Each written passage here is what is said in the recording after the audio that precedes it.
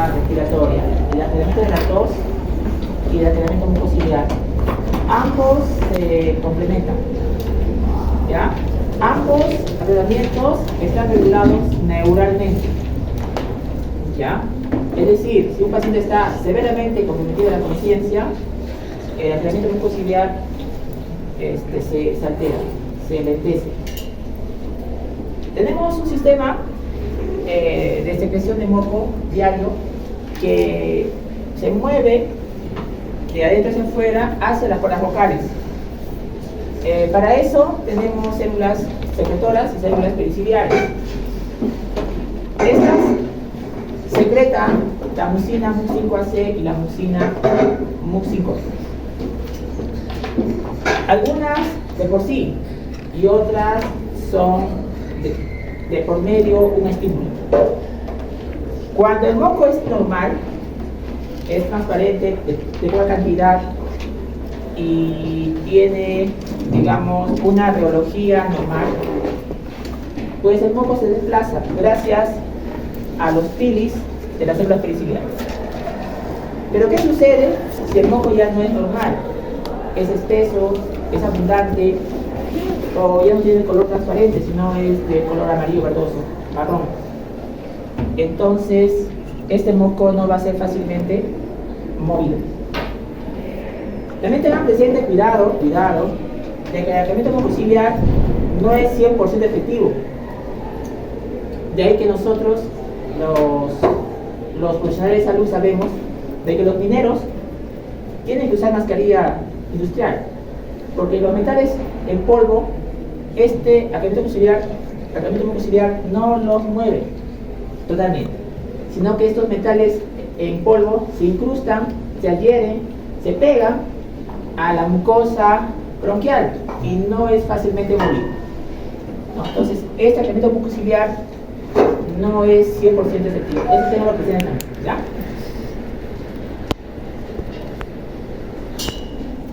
Bien, el moco 97% es agua, recuerden ese dato, ¿no? 97% del moco es agua. Y el moco constituye prácticamente, en su constitución sólida, mucinas, MUC5AB, MUC5C, algunas lisosimas, proteínas del plasma, lactoferrina y otras macromoléculas que no son mucinas. Casi todas las enfermedades respiratorias que vamos a estudiar, casi todas tienen secreción alterada, o sea, excretoras. ¿De acuerdo? Entonces, acá tenemos las glándulas submucosas, mayormente secretan MUC5. Las células Globet mayormente secretan la mucina MUC5AC. Son como 20 mucinas, las más frecuentes son esas. Y si dijeran cuál es la más importante, la MUC5B. ¿Ya? Entonces, vean ustedes en una fotografía microscópica, ¿no?, que en la parte superior del moco, en la parte superior de las células periciliares y secretoras, hay un líquido de las vías respiratorias. Ahí está el moco. Y tiene, este moco, ¿no?, tiene gel y tiene sol. Y las proteínas del plasma trasudadas también es parte del moco normal. Acá está el vaso capilar y las proteínas plasmáticas también contribuyen a la formación del moco. Lo produce mayormente las glándulas submucosas. Debajo de la mucosa está la glándula. 60% es moco y 40% es seroso. Y este movimiento mucociliar está regulado neuralmente. O sea, la parte neurológica lo regula el movimiento. Entonces, si es que hay una lesión severa del sistema nervioso central, es posible que este movimiento ya no sea efectivo y se impose la secreción mucosa, que se va a seguir formando, pero ya no se va a mover en las velocidades normales. Como les decía, hay varias mucinas, ¿no? Las mucinas transmembrana, las mucinas, como ya les mencioné, las 5A, C y las 5B. Algunas mucinas han sido estudiadas, son estudiadas, incluso a futuro, como blanco para vacunas contra el cáncer de pulmón. La mucina 1, que no es nuestro objetivo en nuestro curso, pero para que vean la importancia de las mucinas. En una fotografía de los pilis, estos pilis, en una fotografía aumentada, según Fishman, ¿no?, está compuesta por pequeñas microvellosidades que tienen proteínas y azúcar. Y esto es importante para que puedan adherirse las partículas exógenas que se inhalan. Entonces, no solamente es los pilis, el arrastre del moco mecánico, sino también que estas proteínas y azúcares permiten adherencia de sustancias exógenas inhaladas. Entonces, el moco es un líquido viscoso, un sólido blando y elástico, ¿no? Y varía su estructura según la hidratación que tenga. No olvidar, 97, 98%, según los libros que veamos, es agua. Mayormente las mucinas MUC5AC, MUC5B son las principales en salud y en enfermedad. Hay mucinas transmembranas y mucinas secretadas. Las mucinas secretadas por las vesículas de las glándulas mucosas son las 5AB, 5B y 5AC principalmente.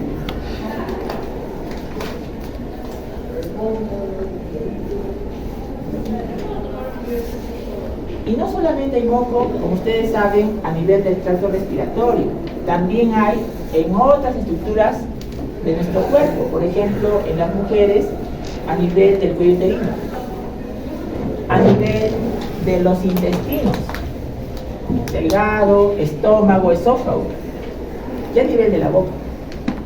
Ojo, incluso en esos lugares también se tiene la mucina que es de nuestra parte respiratoria, la MUC5AC y la MUC5B. Entonces es importante tener presente que estamos nosotros como respiratorio dentro de un todo, en la cual también se producen otros tipos de moco, incluso a nivel ocular también.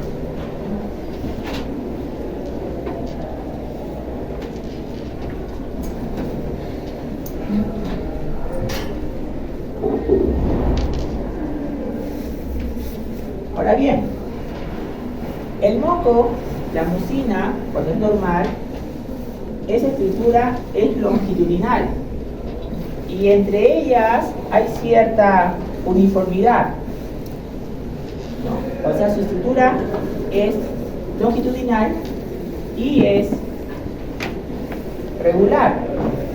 Eso se pierde cuando hay alteración. Por ejemplo, en la fibrosis quística, en la cual hay una mutación en el canal de cloro que evita de que el moco bronquial se dilate, entonces la mucina se seca y al secarse pierde su función, su propósito de ser antiinfecciosa, sino al secarse lo inverso ocurre, es un caldo de cultivo para bacterias. Entonces ocurre infección y con ello inflamación. Cuando ustedes escuchen inflamación, significa presencia de leucocitos. Y el núcleo de los leucocitos tiene ADN. Y cuando se colorea el moco espeso, infectado, de un paciente con fibrosis quística, lo que se ve en verde es el ADN de estos leucocitos. lo cual nos dice la inflamación de este moco espeso, que ya no es lineal, ordenadito, sino ya es desordenado, como si fuera un remolino. Similar, bronquitis plástica. Bronquitis plástica ocurre en pediatría. El moco es pero tan espeso, que cuando el doctor tiene que jalarlo prácticamente, jalar el moco de los bronquios de los deditos, sale prácticamente dibujando el molde de los bronquios, o sea, sale como la rama de un árbol. A esta de dureza, de solidificación del moco. Bronquitis plástica, igualito. Ya no es longitudinal, ordenado, sino es en remolinos. Y lo verde se ve en la coloración el ADN de los neutrófilos, que significa inflamación de ese moco. Ojo, cuidado. Ya les dije hace un momento, el moco normal, bronquial, les he dicho lo que contiene, y para nada tiene leucocitos. El moco normal, el moco sano, no tiene leucocitos. O sea, en otras palabras, el moco normal, concluyo, no es inflamado. El moco sano es agua, mucinas, macromoléculas no mucinas, proteínas plasmáticas, lisocima, inmunoglobulina A, lactoferrina. No tiene neutrófilos, no tiene inflamación. Bueno, entonces, ¿cómo es esto? Las vesículas de las glándulas secretoras, sus mucosas, están las mucinas. Estas mucinas salen de sus vesículas a la vía interna bronquial y se comienzan a hinchar, absorben muchas veces su peso en agua. Y en esto ayuda el bicarbonato para su maduración del moco y también el calcio para el plegamiento de los polímeros de mucina. Y por supuesto, para que ocurra hidratación del moco, tiene que haber una normalidad en el canal de cloro, ¿no? Lo cual hace que el moco se hidrate, ¿no? El sodio ingresa, jala agua, porque es osmótico, y el moco se hidrata. Y esa agua es la que necesita la mucina para que pueda cumplir su función correcta. Entonces, no olvidar la importancia de la hidratación de los cationes y aniones que acabo de mencionar. He mencionado el bicarbonato, he mencionado el calcio, he mencionado el cloro y el sodio. Entonces, vean ustedes, ¿no? Esto ocurre en las vías respiratorias, ¿no? Y esto ocurre y se mueve con las células periciliares, lo mueve, lo traslada de adentro hacia afuera, hacia las cuerdas vocales para deglutirlo. Nosotros deglutimos sin darnos cuenta cuando estamos en salud esa secreción. Cuando ya no es normal el moco, es cuando ocurre la expectoración. Eso ya no. ¿Ya? Esto ya lo hemos visto la vez pasada, ¿no? La vía aérea de conducción en los bronquiolos proximales. Mayormente hay células ciliadas, más que células secretoras. En los bronquiolos terminales, lo contrario, más células secretoras y menos células ciliadas. Ya no vamos a ver las 20 mucinas, vamos a ver solo las dos más importantes, MUC5B y MUC5AC. Existe la constitutiva, la que está allí, y existe la inducida por diferentes noxas.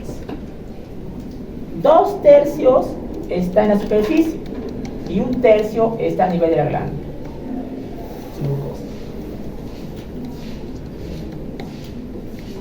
Ahora, el moco por física tiene propiedades. La reología, ¿qué es eso? que el moco se puede adoptar diferentes formas según la luz de los bronquios. O sea, cambia de forma. Adhesividad a la mucosa bronquial y la cantidad de agua. Tiene que estar bien. ¿Para qué? Para que se pueda mover.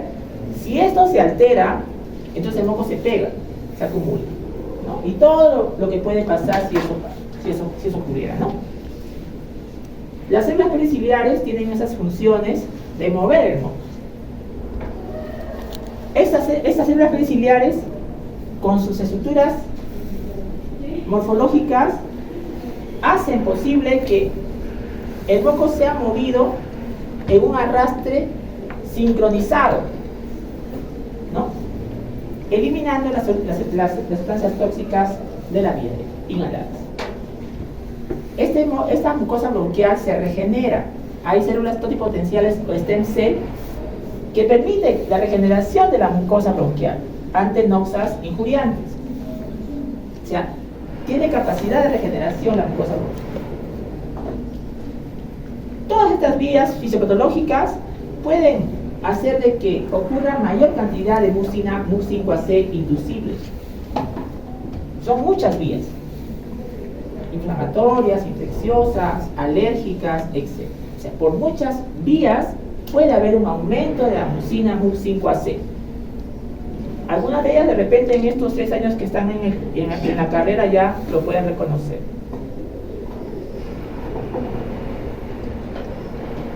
Pero son vías inflamatorias, infecciosas, principalmente. Las células secretoras son las que producen el moco.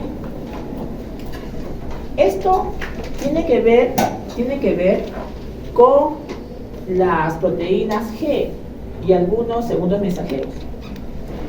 Esto puede darse también en mayor cantidad si es que ocurriese una infección. Ante esto, este moco tiene propiedades antimicrobianas y los famosos free radicals, o sea, producen sustancias reactivas de oxígeno para poder defenderse de los patógenos inhalados. Como les decía, ¿no? Salen las mucinas secas y debe haber en la luz de la vía aérea gran cantidad de líquido, y estas mucinas aumentan, se hidratan para cumplir su función. Eso no ocurre cuando no hay líquido en la vía, ¿no? Las células ciliadas tienen una función motriz, pero también tiene una función importante a nivel de la secreción de iones, ¿no? Estas células ciliadas, su arrastre es al unísono, ¿no?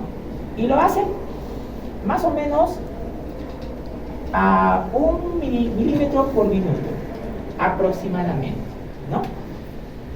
Sincrónico.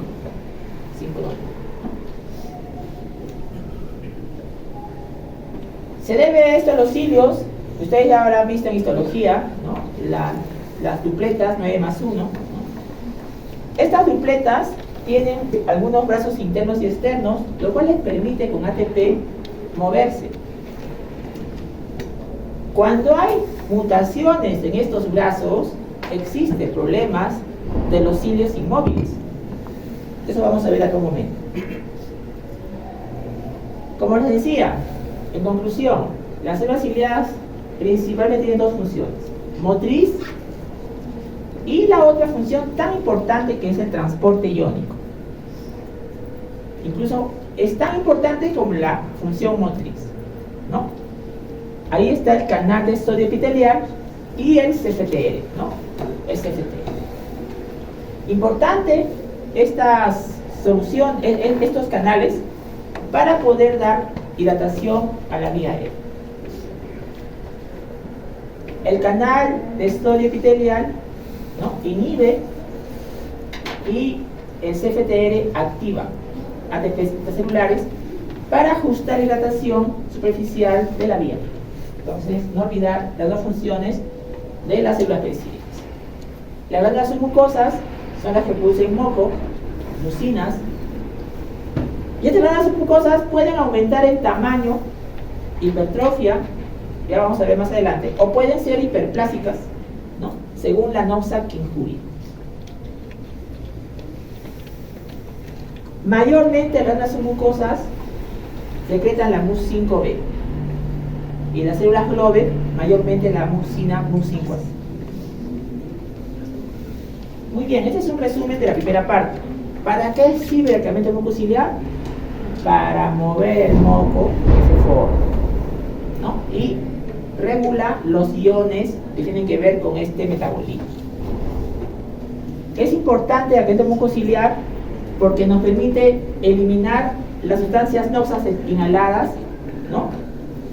Más o menos 10.000 litros de aire se depuran, ¿no? Y sin ningún impacto en la anatomía de la mucosa bronquial. Para que esto ocurra, para que haya una depuración correcta, tiene que haber tres condiciones. Primero, que el moco en su constitución sea normal. Segundo, que la capa periciliar tenga un buen batido. Y tercero, que esta capa mucociliar sea de una profundidad adecuada. Entonces, ¿en qué velocidad pasa esto? En 10 milímetros por minuto. Desde la vía interna hasta la... Pero ¿qué sucede en la enfermedad? Vamos a pasar a la enfermedad. Entonces este moco ya no es normal. Entonces se activa la tos. Vamos a ver la próxima. Cuando nuestro sistema respiratorio detecta una noxa en la vía aérea que no es normal, se activa la tos. Entonces, cuando hay una alteración en la parte mucociliar, se va a activar la tos. Aquí abajo, acá en la parte inferior. ¿Y qué va a pasar en la parte superior? Por ejemplo, una persona puede tener sinusitis. Aumenta la secreción de moco nasal en la parte posterior. Entonces va a haber un carraspeo, un cosquilleo en la garganta. O sea, puede haber, si el problema está en la parte superior, carraspeo. Si está en la parte inferior, tos también, ¿no? Y si esto es mayúsculo, esto es grande, puede haber otros problemas. Puede haber también disnea, ¿no? Y cuando uno va a examinar al paciente, lo que va a encontrar, ¿qué cosa es? Roncantes, suprapitantes, ¿no? Y si va a una imagen radiográfica, puede encontrar, pues, bronquitis, atelectasia, ¿no? Entonces, vean ustedes, primero hemos visto la parte normal, ahora estamos entrando en la parte patológica, ¿ya? Ahora, ¿qué regula la secreción de moco? Todas estas vías de aquí.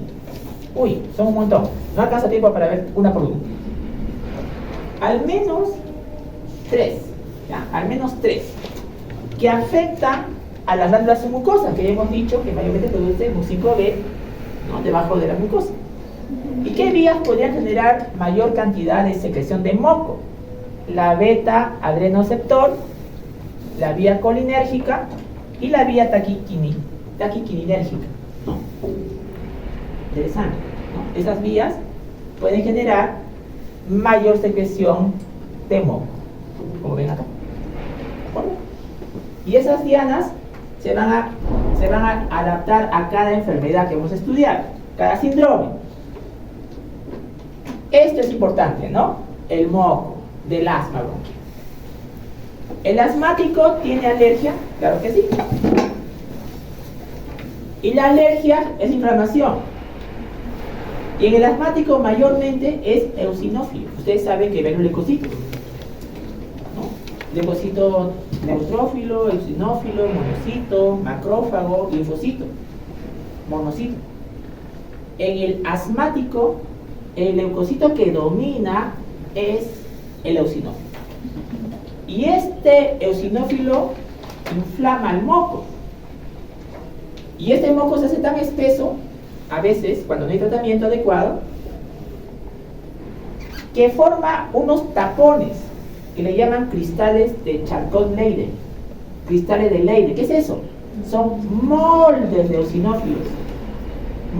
O sea, el molde de la luz del bronquio, ¿no? Eso ocurre en los asmáticos no controlados. Si había secreción de proteínas plasmáticas normal en el moco, pero en un paciente asmático hay más secreción de células plasmáticas, de proteínas plasmáticas. Deben recordar a esta altura ya de que los líquidos alterados, trasudado, exudado, se diferencian en la cantidad de proteínas y leucocitos.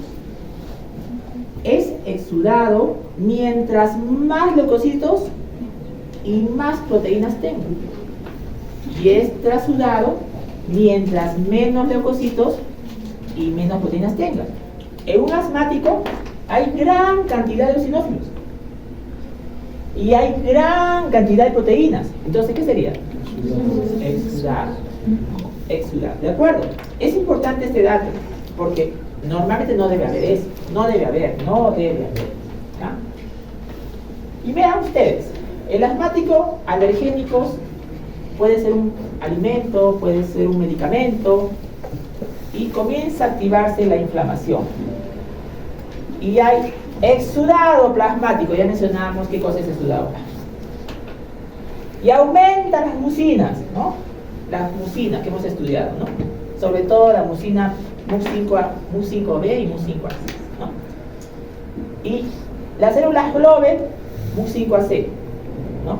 Aumenta también. Y hay gran cantidad de moco, ¿no? Por la inflamación, sobre todo por los eosinófilos. Y eso va a dar los síntomas. Si los broncos ya no están llenos de aire, están llenos de secreción, entonces va a haber tos, va a haber expectoración, va a haber disnea. ¿De acuerdo? Entonces no olvidar este punto. Y esto es alimentado por las interleucinas 13 y 17, que hacen que haya mayor secreción de mucina MUC5AC, ¿no? Vean, un asmático MUC5B más MUC5B, ¿quién lo produce? Células Globen. Revisen las diapositivas, ¿no? Después, células Globen. Pero también MUC5AC, ¿no? Las células glándulas mucosas. Vean cómo está la glándula mucosa. Normalmente, miren, ¿cómo está en el asmático? Más grande. Vean células Globen, unita por acá. Hay más. Entonces, más glándulas mucosas, MUC5AC, no MUC5B. Más glándulas Globen, MUC5. Fibrosis quística ya les adelanté, ¿no? ¿Qué es eso? Mutación. ¿De qué? Del canal de cloro. ¿De quién? Del CPTL. ¿Y qué va a pasar? Pues ya no va a entrar cloro en la vía aérea. ¿Y qué va a pasar? Que ya no arrastra sodio. Y si el sodio ya no está ahí, ya no hay ósmosis. O sea que el agua ya no pasa, se seca la secreción. Entonces el moco sale de sus vesículas y no tiene hidratación. Entonces el moco se seca, se pega. Y es curioso, ¿no? Si su función era defendernos, al ser secado y adherido, caldo de cultivo para las bacterias. Efecto antagónico, ¿no? ¿Qué les ocurre? ¿No? Entonces ahí se hieren la pseudomonas, se hieren los microbios, lesiona y empieza el famoso ciclo de Cole, ¿no? Ciclo de Cole, ¿no? Inflamación, infección, destrucción de la mucosa. Y vuelve el ciclo vicioso, ¿no? Y genera bronquiectasis. Fibrosis quística genera bronquiectasis. ¿Por qué? Porque el moco ya no cumple su función antimicrobiana, sino al secarse, entonces es caldo de cultivo. Muy bien. Otro, discinesia ciliar primaria. ¿Qué es eso? El síndrome de cilios inmóviles. Cilios inmóviles. A ver, una explicación. Dijimos hace un momento, ¿no? Cómo los cilios, ¿no? Por los ATPs de las tripletas 9+2 mueven el moco por ATPs, ¿no? Pero ¿qué sucede si estos cilios no se mueven? Pues tendremos que repasar desde embriología, ¿no? Los cilios nodales, cuando somos embriones, ¿no? Lo que hace que el cilio nodal, embriones, hace de que los órganos internos se muevan en la dirección donde deben estar permanentemente. Pero si los cilios nodales están inmóviles, entonces ¿qué va a pasar? Que el corazón no va a estar en el lado izquierdo, va a estar en el lado derecho. Que el hígado no va a estar en el lado derecho, va a estar en el lado izquierdo. ¿Por qué? Porque los cilios nodales están inmóviles. ¿Dónde hay cilios en el organismo? ¿Dónde hay cilios en nuestro cuerpo? Senos paranasales. Entonces, si tengo cilios inmóviles, sinusitis. ¿Dónde más hay? El espermatozoide. Entonces, infertilidad. Trompa de falopio, infertilidad. Conducto auditivo externo, trompa de Eustaquio, otitis. Entonces, gracias a los cilios que se mueven, no tenemos esos problemas. Pero ¿qué sucede si eso ocurriera? Por mutaciones. Entonces, eso se expresa tempranamente. Si van a ser pediatras, le llevan al bebé porque tiene secreción nasal frecuente, sinusitis, otitis. Entonces, ya hay una sospecha, ¿no? Bronquiectasia, ¿no? Porque si ya el cilio no se mueve, el moco bronquial se pega, se queda ahí, se infecta, ciclo de Cole, bronquiectasia, ¿no? Entonces, cuando los cilios no se mueven, tenemos que chequear dónde hay cilios en nuestro cuerpo. Ya nos salimos del respiratorio, ¿sí o no?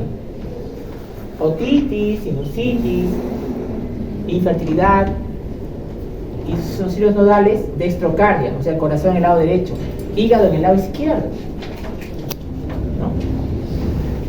Y a nivel cerebral también hay, te dicen, también hay cilios arriba. Se puede haber hidrocefálico. Entonces, han descubierto que hay mutaciones justamente en este 9+2, ¿no? Que había mencionado, en los brazos internos y externos. Estas mutaciones genéticas, pues generan cilios inmóviles. ¿Cómo se llama el antiguo nombre? Síndrome de Cartagena. Ahora se llama discinesia primaria. Y tenía una triada, recuerdo, ¿no? Cartagena, triada, ¿no? ¿Cuál es la triada de Cartagena? Dextrocardia, muy bien, ya saben por qué. No, ¿por qué dextrocardia? Porque los cilios nodales están inmóviles. Segundo, infertilidad. No, eso es Jung. Cartagena es dextrocardia, sinusitis y bronquiectasia. Jung sí es, ¿no? Rhinosinusitis, bronquiectasias y fertilidad. Jung. Pero Cartagena es lo que se menciona. Dextrocardia es igual que citos inversos. Sí, citos inversos, exactamente. Es similar. Gracias a ti por el apunte. EPOC. ¿Cuándo escuchamos EPOC? Humo. Leña, tabaco, bosta. Y estos humos contienen a veces acroleína. Y la acroleína es un potente inductor de mucina 5-ACE. Entonces, en un EPOC, lo que va a pasar es que va a haber una hiperplasia, un aumento de las glándulas sin mucosa. ¿Y qué produce la glándula sin mucosa? ¿De acuerdo? Tengan presente que los EPOCs, el humo induce la secreción de moco. ¿De acuerdo? En los EPOCs, mayormente, la acroleína del humo de tabaco y otros humos potencia, inducción de producción de MUC5AC.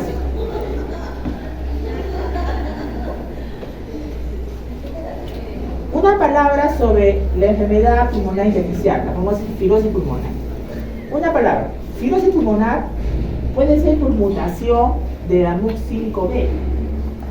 Se ha visto en pacientes con fibrosis pulmonar familiar un polimorfismo, una mutación en la MUC5B. Miren nomás, cuántas explicaciones para fibrosis pulmonar. Una de ellas es una mutación en esta mucina MUC 5B. La MUC 5B, van a revisar las diapos, nos hemos pasado un poquito rápido. Hay desde la mucosa nasal, acá tenemos MUC 5B. Toda la parte de la vía aérea superior, parte inferior. Entonces, si hubiese una mutación en la MUC 5B, puede ser una de las explicaciones de tener fibrosis pulmonar familiar. Muy bien, ahora sí puedo tomar el examen. Gracias. Tienen 6 minutos. 6. Con reloj. Una vez para avanzar. Un varón de 40 años con hemoptisia. ¿Está bien? Usted sospecha tuberculosis. Ojo, y te da los siguientes datos. Sudoración nocturna. Baja de peso. Radiografía de tórax, caverna en vértice derecho. Hasta ahí es +1. ¿Ve que hay punto primera muestra negativo? Sigue siendo +1. No se descarte. ¿Por qué no se descarte? ¿Por qué no se toma una sola muestra? Son 2. Ajá, no se toma una sola muestra. Hasta 8 incluso. Incluso bronco. Sale negativo, broncoviroscopía y ahí sale positivo. Segundo, cáncer de pulmón. O sea, varón de 40 años, cáncer de pulmón. Tienes un cáncer de pulmón. Fumador. Acropaquias. Puede ser. Recuerden, jóvenes. Si la acropaquia yo lo pongo en una lista mundial, en una lista solita mundial total, la primera causa de acropaquia es cáncer. Entonces, el +1 sí. ¿Está bien? Porque yo necesito la biopsia. Claro. Tercera, bronquiectasia. O sea, hemoptisis por bronquiectasia. Disnea. Puede ser. Lo hemos visto. Pero el gol estándar para bronquiectasia es la tomografía, ¿sí o no? Sí. Si es negativa, no es bronquiectasia, pues. Es -2, ¿sí o no?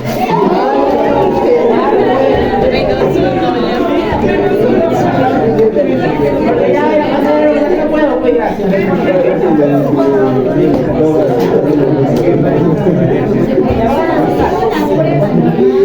Escucha, 2 de 3.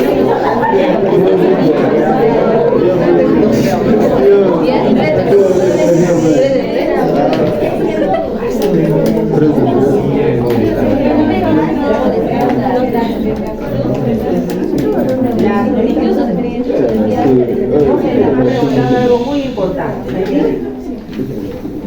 Hoy día han dado 3, ¿sí o no? ¿Cuántos son esas veces? 60. ¿Y cuánto es 20?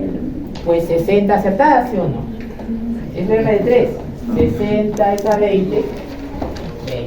Tienes 60, 20 tienes, ¿no? En este punto. Pero ¿qué tal si tienes menos? Regla de 3. ¿Ya? ¿Cuánto vale? 5% hasta el final. ¿Cuál es el plus? Le dije. Si acá tienen 14, aritmética, ¿sí o no? O sea, la aritmética, acuérdense conmigo. Entonces, se va a depender de esfuerzo, ¿ya? 60, van 3, faltan 57. Vamos a empezar, ya esto va a ser algo. Hay 3 cosas importantes para llevar bien el semestre, bien, ¿no? ¿Cuáles son? Recordar sus conocimientos de 3 años que han hecho ya en la carrera. Anatomía, fisiología, ya lo hemos hecho muy bien. Segundo, la ética, ¿no? La ética con el paciente, su asistencia, su actitud, ¿no? Actitud. Y tercero es el arte de razonar, de pensar, ¿no? Como decía Gareca, ¿no? Pensar, ¿no? Puede ser un buen jugador de fútbol, pero si no lees el partido, no funciona. Por más que sea bibliador, excelente, pero si no lees el partido, igual estás acá, ¿no? En medicina tienes que, como en este caso, ¿no? Aunque a gente les ha sorprendido, porque eso vamos a ver en el semestre, ¿ya? Es una prueba de entrada, de paso, ¿no? Entonces, el razonamiento clínico tiene varios escenarios, ¿no? Habilidades de razonamiento y otras, ¿no? De todos estos escenarios, ¿no? Contexto, resultado, propósito, objetivo, yo voy a tratar de hacer justamente estas estrategias que se llaman el test de concordancia de guión, ¿no? Que hemos hecho sería en la introducción. Es decir, le voy a dar una sospecha, algunos datos, y ustedes van a saber si es -2, -1, 0, +1, +1. Los aviones cuando se caen es muy doloroso, pero recuerden que como médicos nosotros estamos como pilotos. Somos pilotos de este avión. Entonces tengan mucha actitud para aprender y llevar a todos a buen puerto. Para razonar, por el tiempo tan apretado, tenemos que usar heurística. ¿Qué es heurística? Atajo mental. O sea, si yo tengo que ir por esta flecha roja, en lugar de ir por todo el recorrido, yo hago un atajo. Eso es heurística. ¿De acuerdo? O sea, es como tener 20 piezas en un rompecabezas, pero con una pieza o dos, yo ya veo la imagen del síndrome de peso flecha. No necesito a veces las 20 piezas. ¿Ya? Y como hacemos atajos mentales, hay riesgo de errar los sesgos cognitivos. Estrategias para poder llegar al diagnóstico hay muchas. Acá les muestro 6, ¿no? La exhaustiva es la que hace mi grupo de trabajo en el hospital, la historia clínica completa, ¿no? Espectroscopía, filiación, enfermedad actual, funciones biológicas, antecedentes, examen físico, diagnóstico, exhaustivo. Por analogías es cotejo, lees al gente y vas al paciente, cotejo, lista de cotejo, ¿no? Algorítmica es flujograma, tengan cuidado, porque a veces es guía ciego. Mi grupo se dio cuenta, como el grupo que fue ayer se dio cuenta de eso, ¿no? Porque no estaba el paciente en ese algoritmo, en ese flujograma. Tengan cuidado, ¿no? A veces es guía ciego. La que recomendamos nosotros es la hipotético deductiva, ¿no? O sea, ves y ya estás sospechando, ¿no? Estás ya yendo al diagnóstico. Para eso necesitas ver pacientes, estudiar los casos, ¿ya? La exclusión es, por ejemplo, si la viruela del mono, ¿no? Está de moda, ¿no? Viruela del mono. De 10 pacientes con viruela del mono, 9 están infectados por el VIH. Entonces, si el paciente no tiene VIH, entonces posiblemente no tenga viruela del mono, ¿no? Posiblemente porque no está en el grupo de riesgo. Algo así, ¿no? Excluye. O dicen que hay una enfermedad en África, pero acá no voy a sospechar que en África no más hay. Exclusión por localización. O sea, yo valoro esa parte también, ¿no? Entonces, tenemos que cuidarnos de los sesgos cognitivos. ¿Qué sesgos cognitivos? Ayer con un grupo que va a exponer la próxima semana habíamos identificado, no lo mencioné. Por ejemplo, es el sesgo de anclaje. ¿Qué es eso? Ves al paciente, sospechas una enfermedad, ya pasó un mes, ya se descartó la enfermedad y sigues diciendo lo mismo. Te anclaste en algo que ya no es cierto. Inicialmente lo pensaste, está bien, pero después ya no, porque ya se ha hecho hasta resonancia y no hay nada, ¿no? ¿Me entiendes? Y tú sigues diciendo lo mismo. No, tienes que cambiar. Anclar, ¿ya? Y hay otros sesgos. Muchos sesgos. Hay como 30 sesgos, ¿no? Contra esos sesgos, nosotros, para razonar, tenemos que tener estrategias. Acá están las estrategias. Pero son muchas, no que voy a cansar, me queda 10 minutos de clase.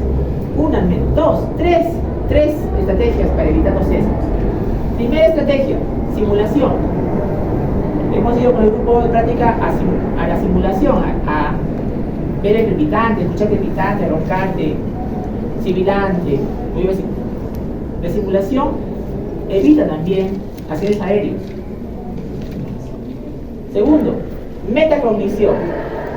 ¿Qué es metacognición? Ser consciente de los pasos de razonamiento. Si mi razonamiento es acertado o no. Metacognición, o sea, volver sobre nuestros pensamientos y ver si están coherentemente las premisas.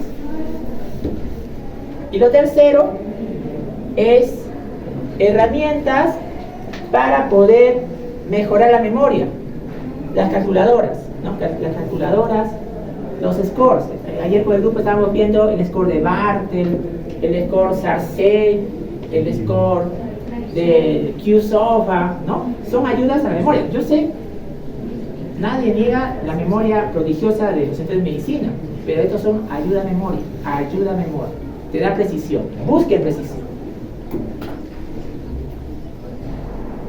¿Qué queremos de todos los médicos que están en formación?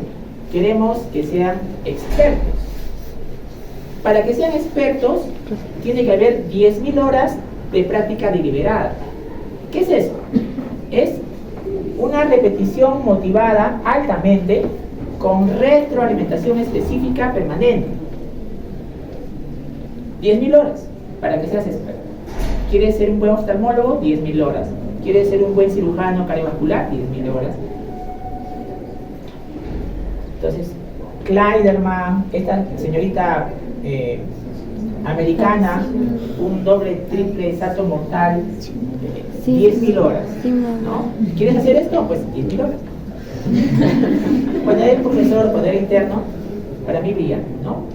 Muy bueno, ¿no? Abanquino, ¿no? En Almenara. Entonces, depende de ustedes. Échenle ganas, motivación, disciplina en esas 10.000 horas. ¿Ah? Dicen que esto es a partir de que sean graduados. O sea, todavía ustedes tienen tiempo, tienen años más, ¿no? Pues ya vayan al entrenamiento, ¿no? Porque si uno quiere ser un especialista experto, valoren esto, ¿no? Miren ustedes acá. Le mostraron a los niños de 5 años de un jardín. ¿Qué hay acá? Le dijeron.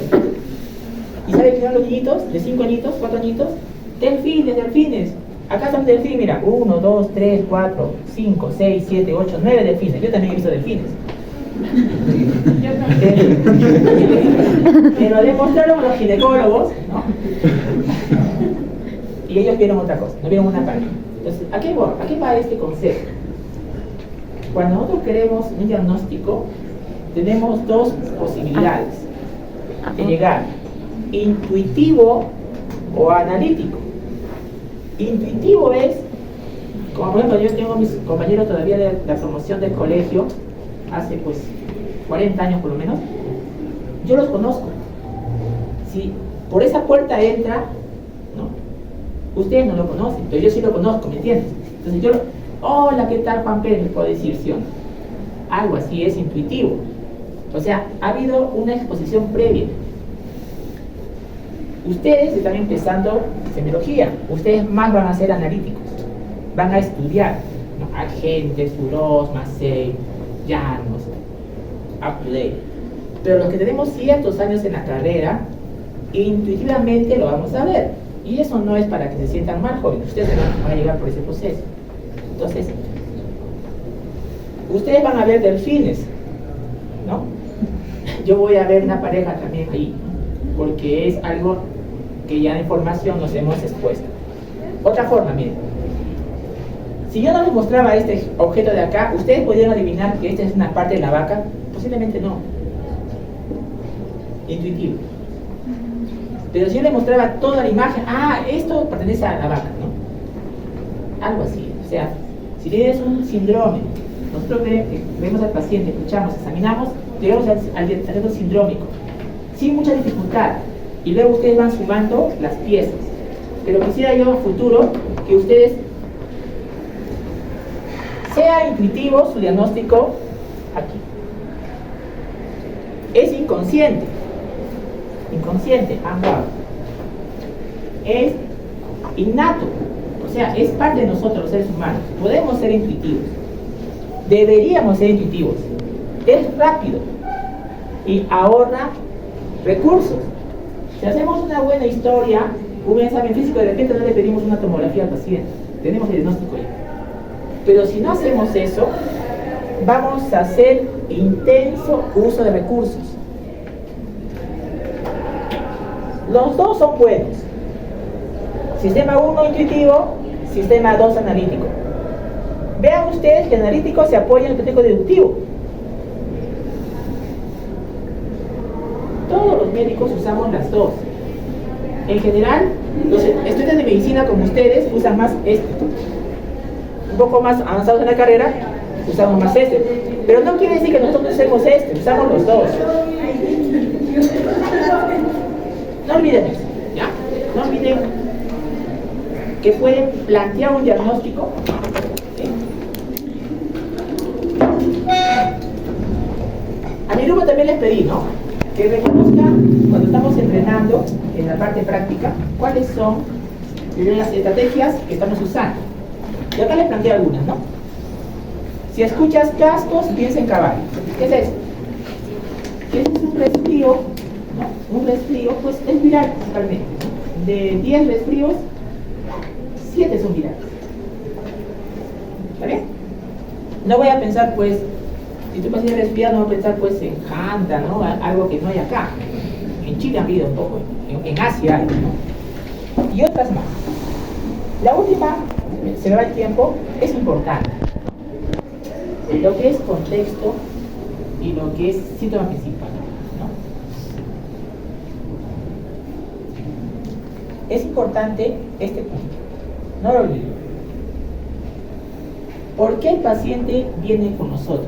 Sea en emergencia, consulta externa o está hospitalizado. Motivo principal. ¿Por qué ocurrió? ¿Qué pasó?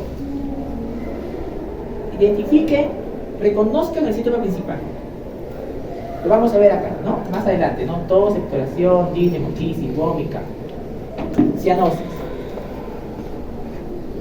Pero no dejen de ver el ojo, que es el contexto. ¿Quién es el paciente? ¿Es un diabético? ¿Es un adulto mayor? ¿Es un paciente de VIH? ¿Hipertenso? ¿En diálisis? Secreto. ¿Ya? Es un secreto.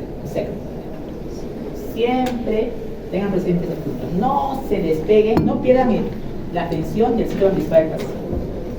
Y así como estos hay decenas, ¿no? Yo quisiera hoy día en estos dos, ¿no? Piensen lo más frecuente.